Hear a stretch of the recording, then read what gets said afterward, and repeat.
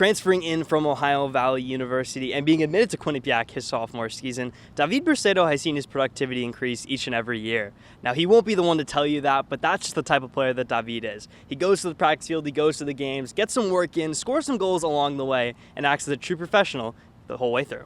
Over the past 20 years, the soccer world has seen the goalkeeper position completely evolve, starting with the shot-stopping goalkeepers now being pushed aside for goalkeepers that are more comfortable on the ball and like to pass out of the back. Now, this started at the professional level and has trickled all the way down to the college level, with goalkeepers coming more and more confident, slowing the ball down, playing out of the back, and even practicing in the field. For 1.5 years, this was the view of the field that Saunders Sonster had. He would sit on the bench by himself, rehabbing on the bike alone, and just watch as the game played out ahead of him. However, against Fairfield, he made his first ever collegiate start, played the full 90 minutes, and in an inexperienced backline with João Pinto coming off for a red card, he made a real impact on the squad.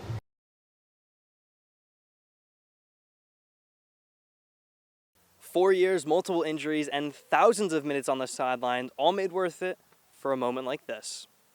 81 minutes and 55 seconds into the senior day celebrations, off come Lauren Triglione and on steps for her collegiate debut, Malia De Rosario, and just listen to that ovation.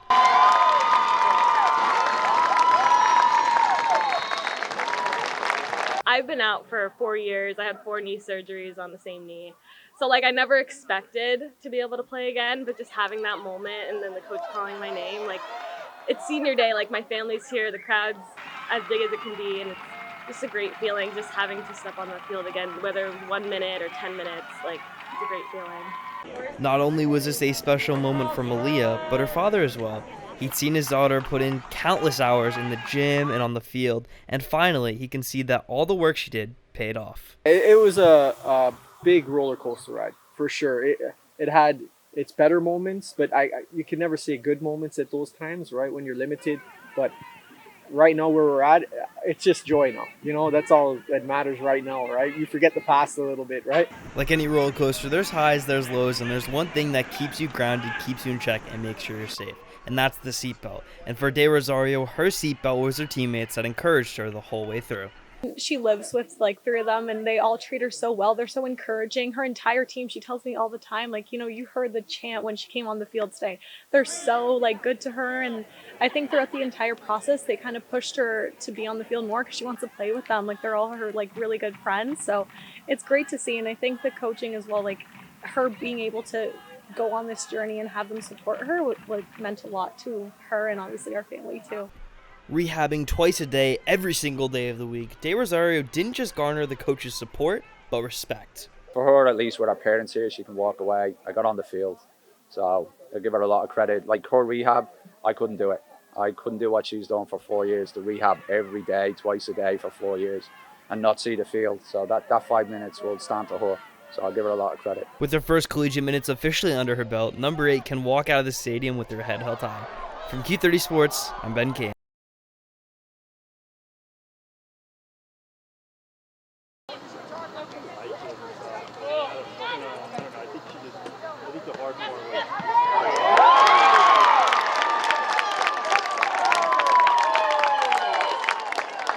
Well, we've made highlights, we've made breakdowns of the goals. I've even ranked all of the goals from a certain game, but now it's time for me to give it my own try. I'm going to try to recreate Rebecca Cook's goal versus Ryder. Check it out right now. It's going to take about 20 efforts, but let's see how I do.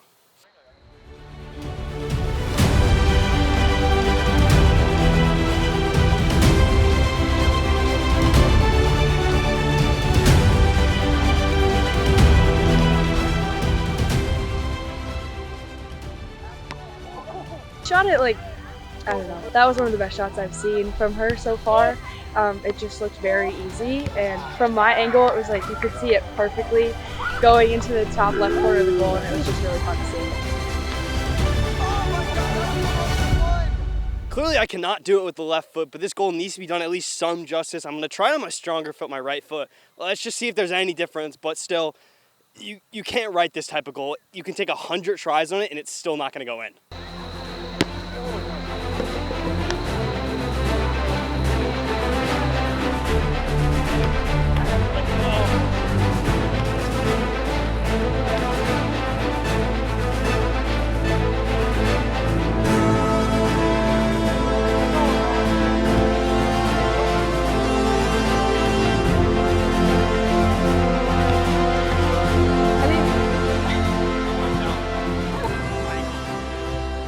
absolutely exhausted and defeated, and 150 tries later, I was unable to recreate this goal, this Hyungmin Son-esque goal, but we're going to watch it just one more time, and we'll hear from Dave Clark as well to see his thoughts on the strike. It was just great strike. They've been working on a few things with Stevie, and then I think she took out our frustration on the ball from the missed penalty.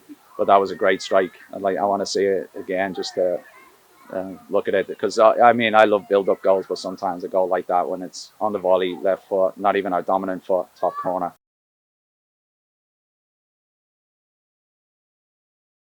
Spanish supergiants Barcelona welcomed in the Fordham Rams.